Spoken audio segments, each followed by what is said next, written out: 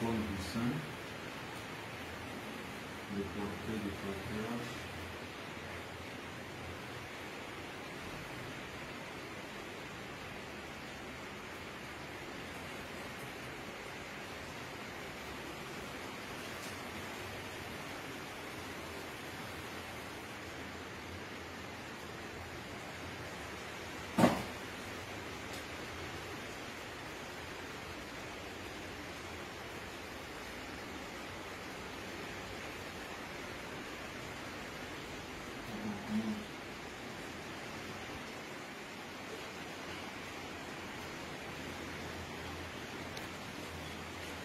Στο όνομα του Πατρός και του Υιού και του Αγίου Πνεύματος.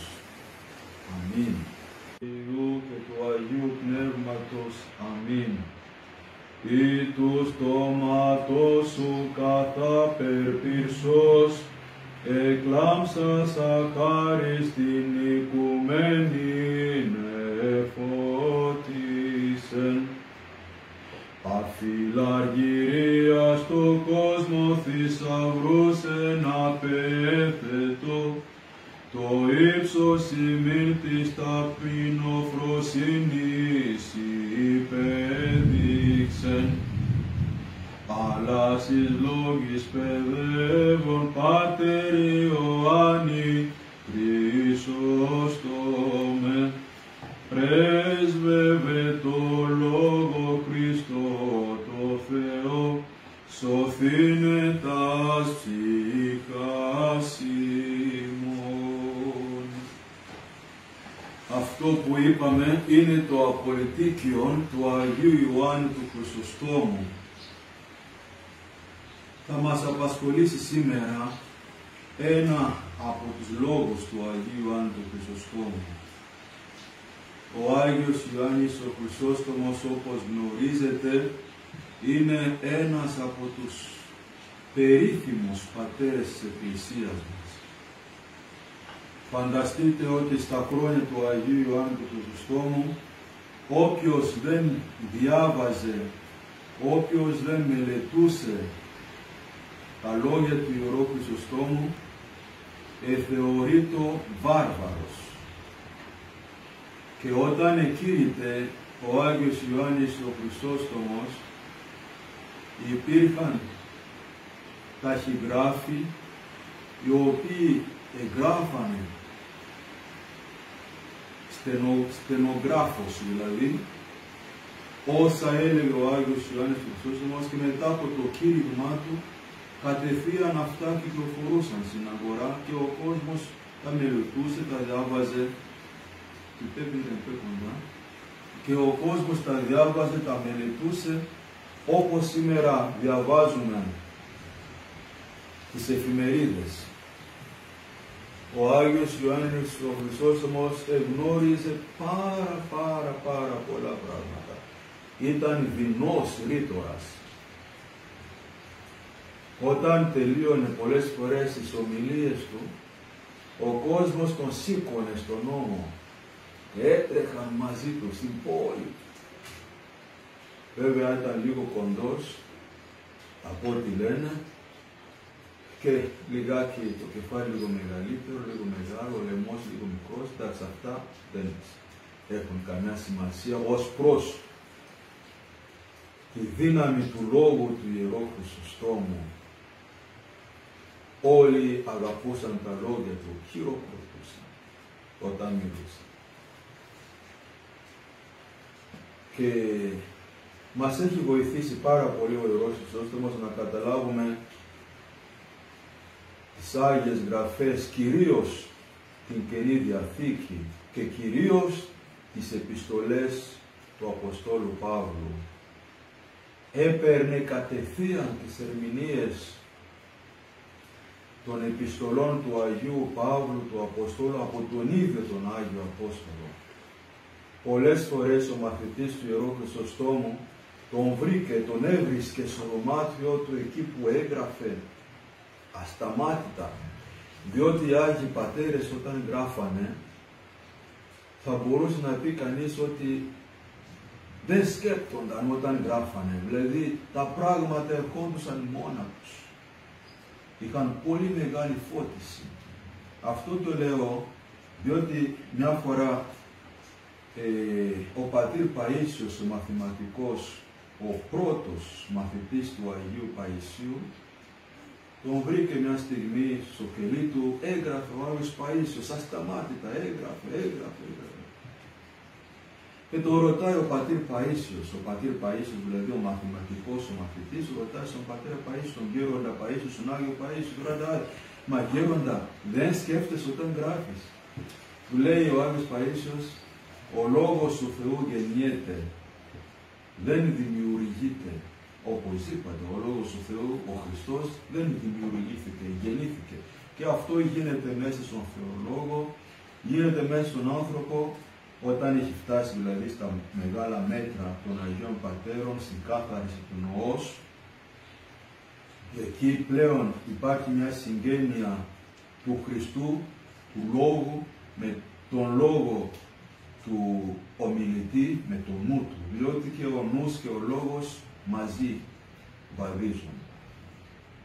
Ο Ιερός Χρυσόστομος λοιπόν όταν έγραφε, ερχόταν ο Άγιος Παύλος, ο Απόστολος του αυτί του και του έλεγε, αυτό εννοούσα όταν έλεγα αυτό και εκείνο.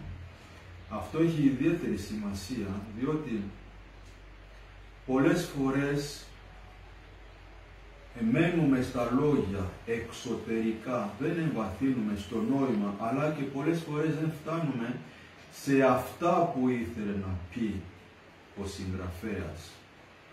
Και στα ελληνικά ακόμα, παρόλο που τα ελληνικά συνεχίζονται σαν γλώσσα, δεν είναι πεθαμένη γλώσσα όπως είναι τα λατινικά, ομιλούνται τα ελληνικά όπως και παλαιότερα, αλλά όμως τα νέα ελληνικά με τα αρχαία ελληνικά μπορεί να είναι η ίδια γλώσσα, έχει όμως πολλές διαφορές. Πολλές λέξεις μπορεί να είναι οι ίδιες και να έχουν διαφορετικές σημασίες.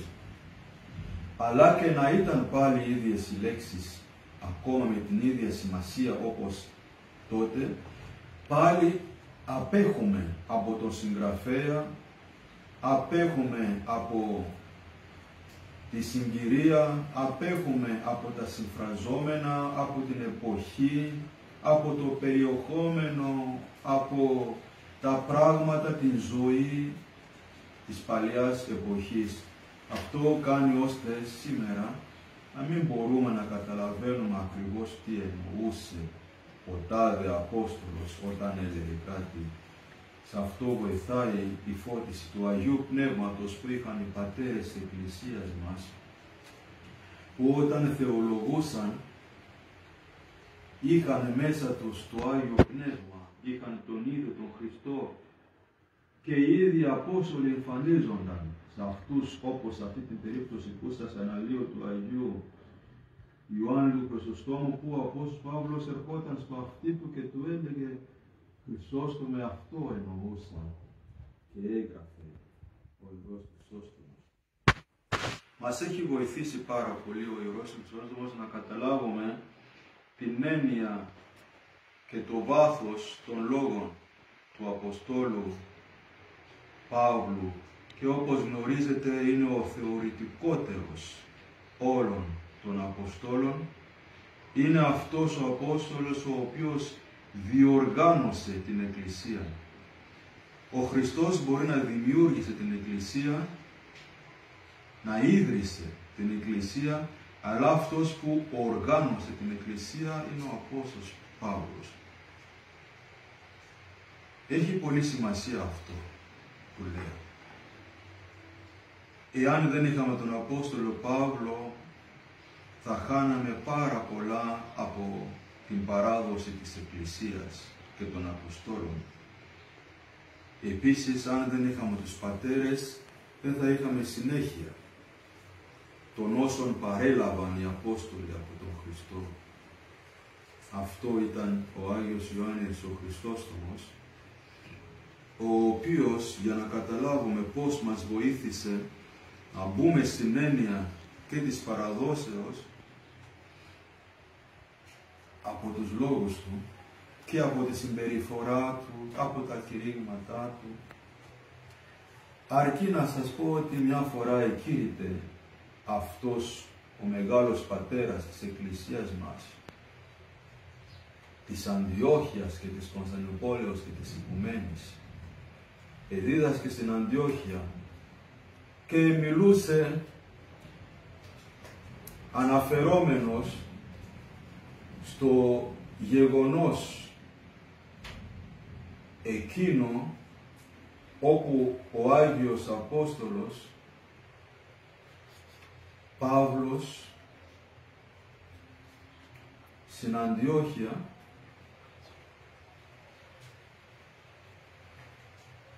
ήταν μαζί με τον Απόστολο Πέτρο. On peut couper, il y a un problème. Il ne faut pas faire des signes qui me distraient. Ο Απόστολος Παύλος λοιπόν ήταν στην Αντιόχεια μαζί με τον Απόστολο Πέτρο και εκεί τρώγανε μαζί με τους χριστιανούς και όπως γνωρίζουμε μερικοί από αυτούς ήταν Ιουδαίοι, άλλοι ήταν καθαροί Έλληνες και υπήρχε πρόβλημα στην εποχή εκείνη ότι όποιος γίνεται χριστιανός πρέπει οπωσδήποτε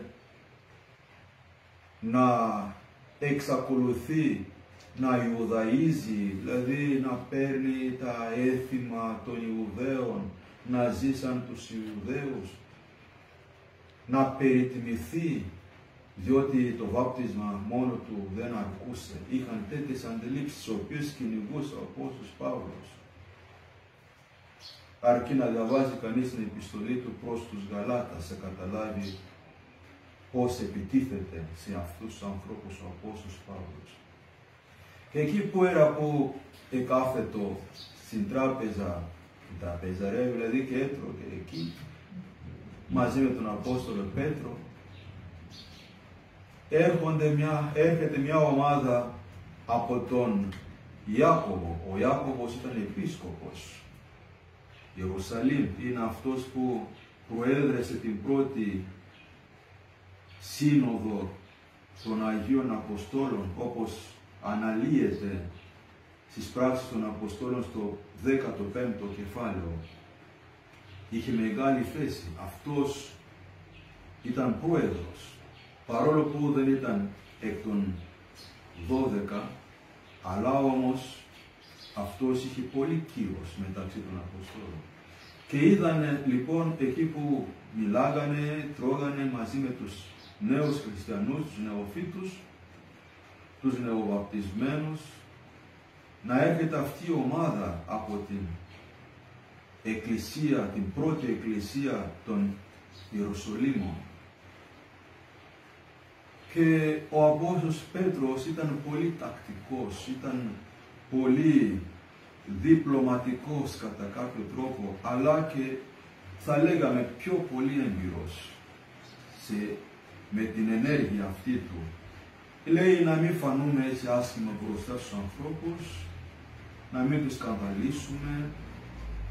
Καλό είναι να σταματήσουμε, να μην φάμε μαζί με τους ανθρώπους αυτούς που δεν έχουν περιτομή, δεν έχουν αυτό και εκείνο, θα έχουμε προβλήματα με τους Ιουδαίους. Κατά κάποιο τρόπο απέφευγε να μην τον φέρνουν πλέον πάλι μπροστά στα γεγονότα, όπως έγινε με την περίπτωση του Κορνηλίου, που τον έφεραν στη σύνοδο και κατά κάποιο τρόπο τον βάλουν στον πάγκο να μπορεί να εξηγήσει, να υπερασπιστεί τη θέση του γιατί πήγε στον Κορνήλιο να τον βαπτίσει, ενώ δεν ήταν χριστιανός ο Ιουδαίος.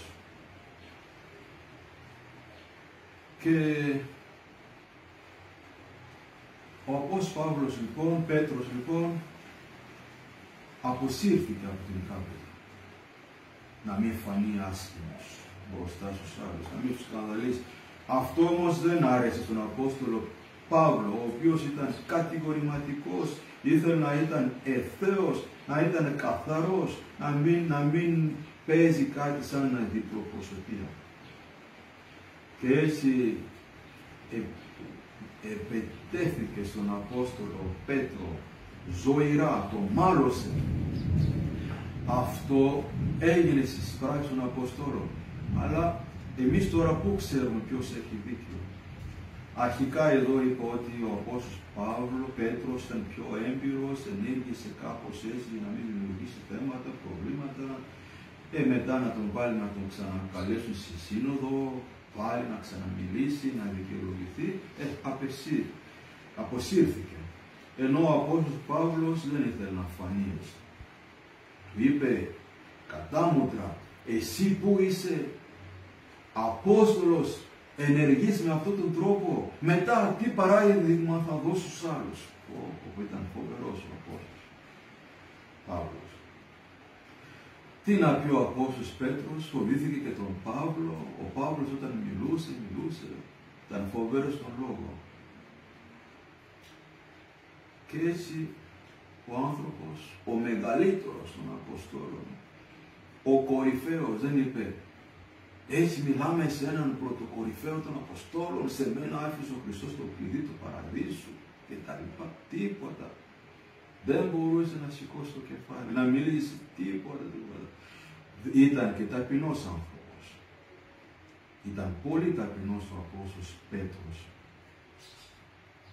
Οι Απόστολοι όλοι τους, και ο Παύλος και ο Πέτρος. Ο Πέτρος είναι αυτός που άφησε τα πάντα και ακολούθησε τον Χριστό.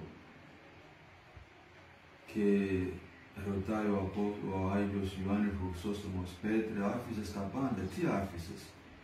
Μια βάρκα είχες, ένα ή δύο δίκτυα, αγκίστρα, τι άλλο είχες? Ναι, και λέει ο Χρυσόστομος, αυτά είχε, αυτά άφησε. Και γράφει πολύ ωραία ο μακαριστός Μητροπολίτης Νικοπόλεως σε μια ομιλία του και λέει, τα άφησε όλα ο Πέτρος και όπου πήγαινε μετά ανοίγονταν πόρτες. Όπου πήγαινε ο Απόστολος Πέτρος, όλοι οι πόρτες άνοιγαν μπροστά του.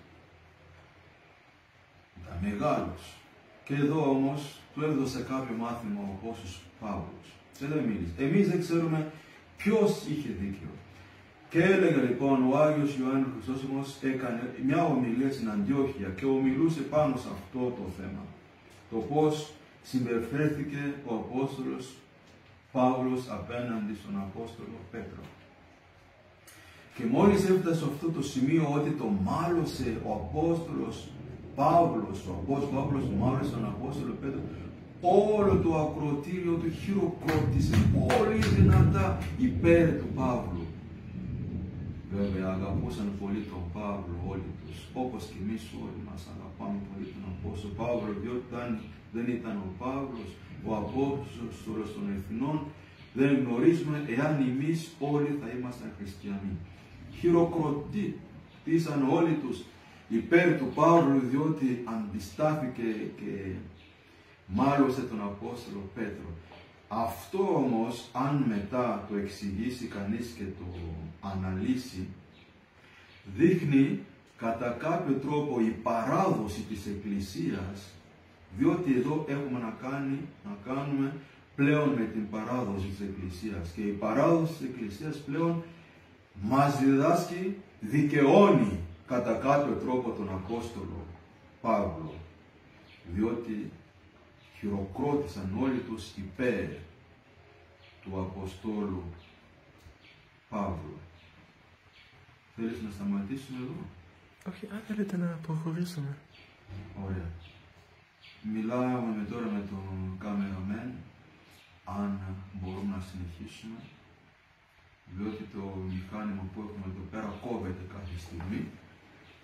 Και λοιπόν ο Απόστολος, η παράδοση της Εκκλησίας μας, κατανοείται μέσα των Αγίων Πατέρων, των διδασκαλίων τους και μέσα της ζωής και της θεολογίας της Εκκλησίας. Μπορεί αυτή η θεολογία να είναι εκκλησιαστική, να είναι βιβλική, να είναι πατερική. Για παράδειγμα, ο Χριστός λέει στους δύο μαθητές του, στον Ιωάννη και στον Ιάκωβο, οι οποίοι ήλθαν και του λένε «Χριστέ μου, θέλουμε όταν θα μπει στην βασιλεία σου να μας βάλεις ο ένας στα δεξιά σου και ο άλλος στα αριστερά σου». Αφού ζήτησαν, μίλησαν και είδαν ότι τα πράγματα δεν γινόταν όπως θέλανε, είπαν και στη μητέρα τους να μεσολαβήσει, να πει και αυτή. Πλέον ήταν θέμα πρωτήριο, ποιος θα καθίσει μπροστά. Και ο Χριστός τους απήντησε, το να πείτε αυτό το ποτήριο που θα πιω εγώ, αυτό θα γίνει. Το βάπτισμα που θα λάβω θα το λάβετε κι εσείς, δηλαδή το μαρτύριο. Αλλά το να καθίστε δεξιά και αριστερά μου, αυτό δεν είναι θέμα δικό μου. Το μάλλον δικό σας. Αλλά αυτό έχει δοθεί πλέον. Είναι αυτούς στους οποίους έχει προοριστεί. Έχει δοθεί. Πότε έχει γίνει αυτό.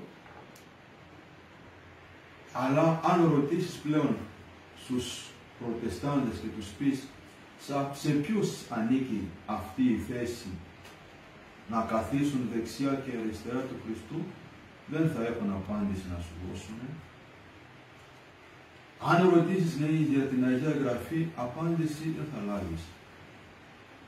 Διάβασα από τη γέννηση μέχρι την Αποκάλυψη, δεν θα μάθεις ποτέ ποιος είναι αυτός που θα καθίσει δεξιά του Χριστού και ποιος θα καθίσει αριστερά. Διότι λέει εδώ ότι δεν θα καθίσει ούτε ο Ιωάννης ούτε ο Ιάκωβος. Ερχόμαστε πλέον τώρα στην παράδοση της Εκκλησίας, στους ναούς μας. Οι ναοί μας στην Εκκλησία, όποιος μπαίνει στην Εκκλησία, τι βλέπει? Βλέπει στον τέμπλο της Εκκλησίας κατευθείαν ποιος είναι στα δεξιά του Χριστού και ποιος είναι στα αριστερά του Χριστού. Η Εκκλησία είναι ο παράδεισος, είναι η Βασιλεία του Θεού. Στην Βασιλεία του Θεού πλέον κάθεται η Παναγία αριστερά του Χριστού, όπως είναι στον τέμπλο, στην Εκκλησία, και αριστερά είναι ο Τίμιος Πρόδρομος. Αυτή είναι η παράδοση της Εκκλησίας μας. Αυτή είναι η παράδοση που μας διδάσκουν οι Άγιοι Πατέρες της Εκκλησίας μας, ο Άγιος Ιωάννης Χριστόφιλος. Θα ήθελα να αναφερθώ σε ένα από τους λόγους του Αγίου Άντρου Χρυσοστόμου. Έχει διδάξει πολλά. Ο Άγιος Ιωάννης Χρυσόστομος λέει, αν πεις δόξα το Πατρί, το Υιό και το Αγίο Πνεύματι, πραγματοποίησες τα πάντα. Jacques, écoute seulement, mais ne faut pas distraire avec cette écoute. Ο Άγιος Ιωάννης Χρυσόστομος λοιπόν λέει, αν πεις δόξα το Πατρί, το Υιό και το Αγίο Πνεύματι, τα πάντα πραγματοποίησες. Δηλαδή, είναι τόσο εύκολα τα πράγματα για να σωθούμε. Αρκεί δηλαδή να πεις εις το όνομα του Πατρός, του Υιού και του Αγίου Πνεύματος και τελείωσε το θέμα. Να πεις δόξα το Πατρί, το Υιό και το Αγίο Πνεύματι, κατευθείαν σώθηκες. Τι εννοεί λοιπόν ο Άγιος Ιωάννης ο Χριστόστομος όταν λέει όποιος πει? Εδώ να διορθώσουμε κάτι. Δεν είπε αν πεις δόξα το Πατρί, το Υιό και το Αγίο Πνεύματι, πραγματοποίησες τα πάντα, αλλά είπε αν πεις με πίστη, αν πεις με πίστη δόξα το Πατρί, το Υιό και το Αγίο Πνεύματι, πραγματοποίησες πάντα. Το βάρος λοιπόν των λόγων του Αγίου Ιωάννη του Χρυσόστομου δεν είναι μόνο στην δοξολογία των ονομάτων του Πατρός και του Υιού και του Αγίου Πνεύματος σαν ομολογία πίστεως, αλλά το βάρος πέφτει στο να τα πούμε αυτά με πίστη. Όποιος λοιπόν από όλους μας που έχουμε πιστεύει στον Χριστό, έχουμε βαπτιστεί, εργαζόμαστε στον αμπελώνα του στην Ιεραποστολή, εργαζόμαστε όπου γης και κηρύττουμε τον Λόγο του Χριστού, την Ορθοδοξία, όποιος λοιπόν από όλους μας πει με πίστη δόξα το Πατρί, το Υιό και το Αγίο Πνεύματι, επραγματοποίησε τα πάντα. Τα λόγια των πατέρων είναι πολύ βαθιά. Πολλές φορές νομίζουμε ότι είναι ρηχά, είναι απλά, αλλά έχουν πολύ βάθος. Είναι σαν αυτό που λέει ο Ιερός Αυγουστίνος. Να προσευχηθείς και μετά κάνε ό,τι θέλεις. Αλλά η προσευχή εδώ σημαίνει πάντα να είσαι στην προσευχή και όταν προσεύχεις συνέχεια, φυσικά δεν μπορείς να κάνεις ό,τι θέλεις, θα κάνεις το θέλημά σου, θα είναι το θέλημα του Θεού. Ή σαν αυτό που λέει ο Άγιος Ισάκ ο Σύρος, ότι το Άγιο Πνεύμα και το επαναλαμβάνει και ο Άγιος Ιγνάτιος Βραντζαντίνοφ, ότι το Άγιο Πνεύμα όταν κατοικεί μέσα στον άνθρωπο, ο άνθρωπος αυτός συνέχεια προσεύχεται. Διότι λέει το Άγιο Πνεύμα συμπροσεύχεται μαζί του. Καμιά φορά τα λόγια των Αγίων Πατέρων είναι πολύ δύσκολα να τα κατανοήσει κανείς. Και θεολογικά ακόμα. Διότι αν πάρεις το ότι και το Άγιο Πνεύμα συμπροσεύχεται μαζί με τον άνθρωπο, θα κολλήσεις. Το Άγιο Πνεύμα είναι Θεός. Ο Θεός προσεύχεται, ο Θεός δεν προσεύχεται. Ο άνθρωπος προσεύχεται. Η ανθρώπινη φύση του Χριστού προσεύχεται. Ο Θεός δεν προσεύχεται. Και εδώ όμως λέει ότι όταν το λέει και ο Άγιος Ιγνάτιος αυτό Μπραντζαντίνοφ, έτσι λέγεται, και λέει στους λόγους του, αναφέρεται στα λόγια του Αγίου Ιγνατίου, του Αγίου Ισάκ, στους ασκητικούς λόγους του, ότι όταν κατέβηκε το Άγιο Πνεύμα πάνω στους Αποστόλους, τους έκανε ναούς του Θεού. Και ο Χριστός λέει ότι ο ναός μου είναι ναός προσευχής. Και οι Απόστολοι από τη στιγμή που έλαβαν το Άγιο Πνεύμα έγιναν ναός προσευχής και προσεύχονταν. Και το Άγιο Πνεύμα τους βοηθούσε να προσεύχονται. Και πώς προσεύχεται μαζί μας το Άγιο Πνεύμα? Μας δίνει θέματα προσευχής. Μας λέει να προσευχείς τώρα αυτό, να προσευχείς με αυτόν τον τρόπο. Μας βοηθάει. Και με αυτόν τον τρόπο μας ενισχύει και συμπροσεύχεται. Δεν είναι ότι ας πούμε το Άγιο Πνεύμα προσεύχεται και παρακαλεί με την έννοια ότι είναι υποδεέστερο, είναι κατώτερο, όχι, του Πατρός και του Υιού, αλλά είναι Θεός ισότιμο με τον Πατέρα και με τον Υιό. Μας βοηθάει να προσευχόμαστε, ανεβάζει τις προσευχές μας σε ατμόσφαιρα του Αγίου Πνεύματος, ως ρούαχ, ως πνεύμα, προσευχόμαστε κι εμείς και οι προσευχές μας ακούγονται. Έτσι είναι και αυτό που λέει ο Άγιος Ιωάννης Χρυσόστομος που αναλύουμε τώρα και λέει όποιος πει με πίστη εις το όνομα του Πατρός και του Υιού και του Αγίου Πνεύματος, δηλαδή δόξα του Θεό, δόξα του Πατρί και του Υιού και του Αγίου Πνεύματος με πίστη, αυτός επραγματοποίησε τα πάντα, συμπλήρωσε τον νόμο, έκανε όλο το θέλημα του Πατρός, το θέλημα του Θεού. Γνωρίζουμε ότι το θέλημα του Θεού είναι η δικαιοσύνη του Θεού. Και η δικαιοσύνη του Θεού είναι η αγάπη. Και η δικαιοσύνη του Θεού είναι η ταπείνωση. Αυτά τα λίγα είναι η δικαιοσύνη του Θεού, για να μην πάμε πολύ μακριά. Χωρίς αυτά δεν υπάρχει πίστη. Και η πίστη δεν είναι θεωρητική, αόριστη, ακαθόριστη. Είναι συγκεκριμένη, πιαστή.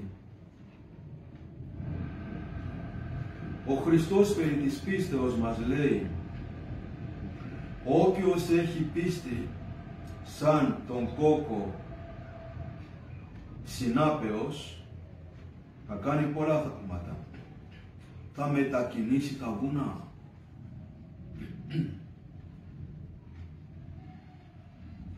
Δηλαδή, όποιος έχει πίστη σαν τον σπόρο της συνάπεως, το οποίο είναι το πιο μικρό σπόρο από όλους τους σπόρους. Και γνωρίζουμε και από τις άλλες γραφές, από άλλα συνάφια της Αγίας Γραφής, ότι όταν αυτό το δένδρο φυτρώσει, όταν σπείρεται και φυτρώσει, γίνεται ολόκληρο δένδρο, πολύ μεγάλο δένδρο. Και τα πουλιά του ουρανού έρχονται και κάθονται και αναπαύονται πάνω σε αυτό το δένδρο, το οποίο αρχικά ξεκινάει με το να είναι ένα μικρό σπόρο, μικρότερο από όλους τους σπόρους. Και εν τέλει γίνεται το μεγαλύτερο δένδρο και τα πουλιά του ουρανού αναπαύονται πάνω σε αυτό το δένδρο. Το που λέει ο Άγιος Σεραφείμ του Σάροφ, λέει: απέκτησε την ειρήνη μέσα σου και πολλοί θα σωθούν κοντά σου. Λέει: θα αναπαύονται κοντά σου. Βλέπουμε ότι μέσα στην πίστη υπάρχει και η ειρήνη, υπάρχει ταπείνωση, υπάρχει κυρίως και η αγάπη.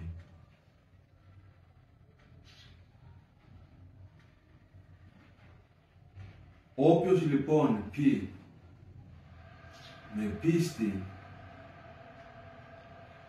δόξα το Θεό, δόξα το Πατρί, το Υιό και το Αγίο Πνεύματι, αυτός τα πάντα πεποίηκε, τα πάντα επραγματοποίησε.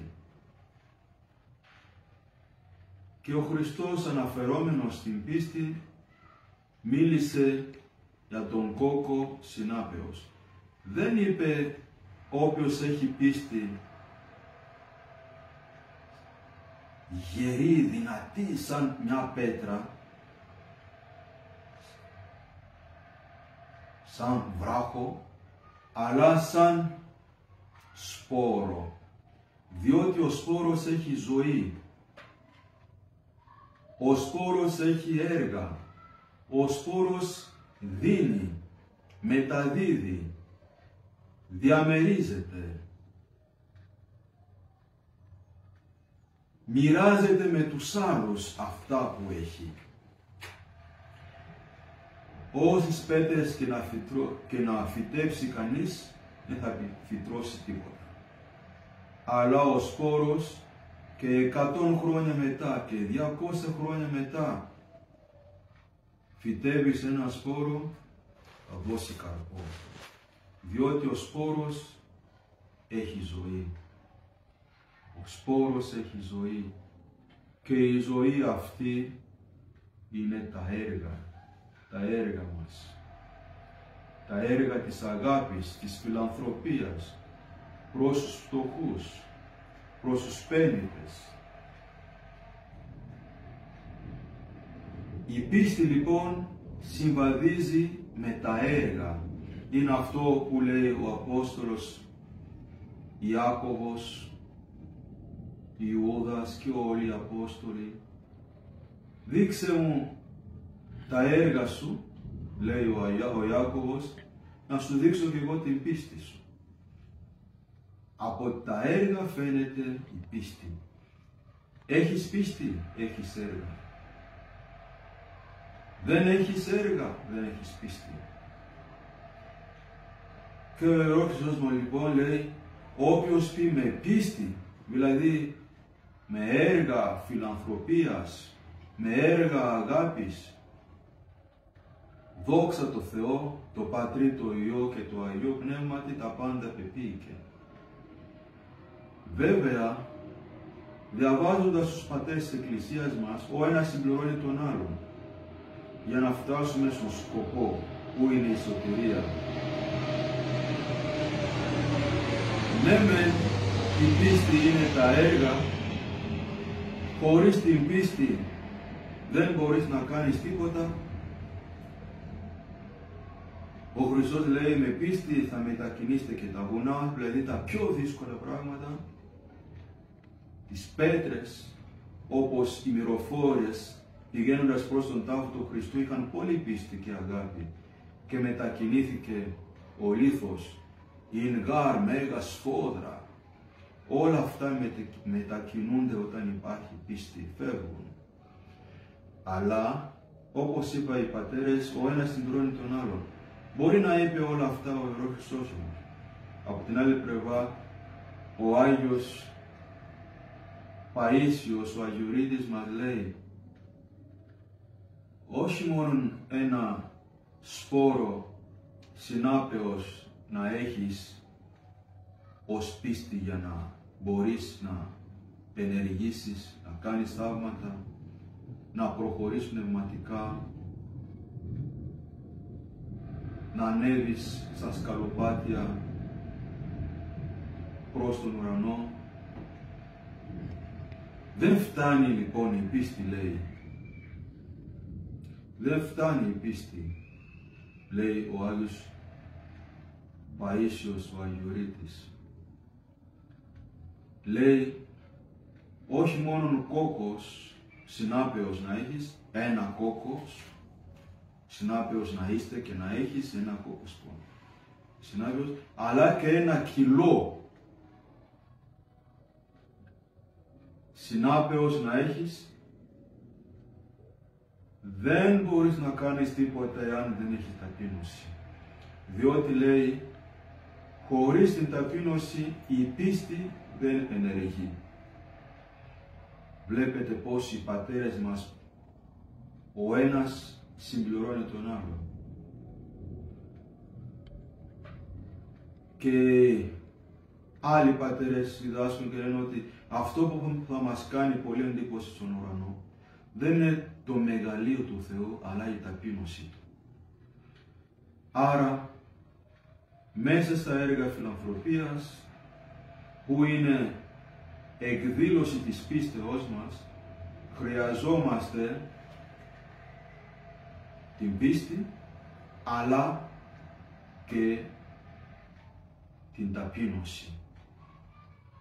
Όλα αυτά λοιπόν, όταν τα μαζεύει κανείς, μπορεί πλέον να έχει ανθρωπίνως με τη βοήθεια του Θεού κάποια σιγουριά και να βαδίζει και να προχωράει με πίστη, ομολογώντας την πίστη του στον Θεό Πατέρα, στον Υιό και στο Άγιο Πνεύμα, στην Εκκλησία, στην δασκαλία της Εκκλησίας, προσευχόμενος στην Παναγία μας και στους Αγίους.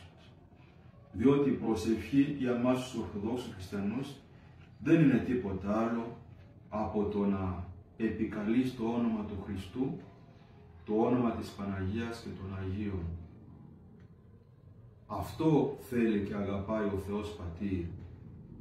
Να αναφερόμαστε στον Χριστό, διότι ο Χριστός είναι αυτός που μας έσωσε, αυτός που έχισε το αίμα Του.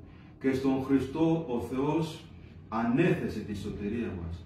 Γι' αυτό το κεντρικό πρόσωπο στο οποίο πρέπει να αναφερόμαστε κάθε φορά στις προσευχές μας, όποιες και αν είναι αυτές, είτε είναι αυτοσχέδιες προσευχές που έρχονται από μέσα στον καθένα με πόνο ψυχής, είτε είναι προσευχές από το Μέγα Ορολόγιο της Εκκλησίας μας, από το Ευχολόγιο, από το Μέγα Ιερατικό, από το Αρχιερατικό των Αρχιερέων, είτε είναι το Κύριε Ιησού Χριστέ, Ιε του Θεού ελέησον. Όλες αυτές οι προσευχές είναι προσευχές της Εκκλησίας μας και πρέπει να έχουν σαν κεντρικό άξονα το όνομα του Ιησού. Αυτό που μας λέει ο Άγιος Εφραίμ και όλοι οι Άγιοι της Εκκλησίας μας, και κυρίως ο Άγιος Ιωάννης της Κλίμακος που λέει δεν υπάρχει ούτε στον ουρανό ούτε στην γη άλλο όνομα δυνατότερο από το όνομα του Χριστού, χωρίς να μας πει πώς να το προσφέρουμε, να το προφέρουμε, τι προσευχή να πούμε ακριβώς, αλλά με αυτό αφήνει στον καθένα να μπορεί να μιλάει ελεύθερα στον Χριστό, να του λέει τον πόνο του, με οποιαδήποτε προσευχή της Εκκλησίας, αρξάμενος από τη Θεία Λειτουργία και με όλες τις προσευχές. Όλα αυτά λοιπόν πρέπει να τα κάνουμε με πίστη, αλλά να μην ξεχάσουμε ότι η πίστη δεν είναι τίποτε άλλο από την ίδια την προσευχή, από την αγάπη που θα εκδηλώνεται με τα έργα μας. Και αυτά πρέπει να γίνουν με ένα καλό τρόπο. Και ο καλός τρόπος που μπορούμε να εκδηλώσουμε και την πίστη και την αγάπη και τα έργα φιλανθρωπίας μας, ο καλός τρόπος αυτός είναι η ταπείνωση. Πρέπει να τα κάνουμε όλα αυτά ταπεινά. Τότε θα φτάσουμε σε αυτό που μας δίδαξε σήμερα ο Ιερός Χριστόστομος, όποιος πει με πίστη δόξα το Πατρί, το Υιό και το Αγίο Πνεύματι, αυτός τα πάντα επίηκε, τα πάντα πραγματοποίησε. Ας πούμε και εμείς με πίστη, δόξα το Θεό, δόξα το Πατρί, το Υιό και το Αγίο Πνεύματι, νυν και αεί και εις τους αιώνας των αιώνων. Αμήν.